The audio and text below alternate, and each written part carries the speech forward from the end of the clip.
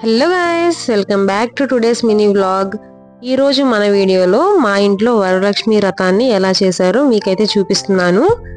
నేనైతే ఇంటి దగ్గర లేను, ఆల్రెడీ చెప్పాను లాస్ట్ వీడియోలో. ట్రైనింగ్ కోసం హైదరాబాద్ అయితే వచ్చాను.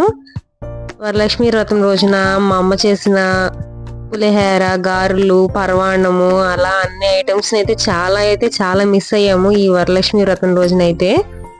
మా ఇంట్లో వరలక్ష్మి వ్రతాన్ని ఎలా చేశారో మీరు కూడా చూసేయండి.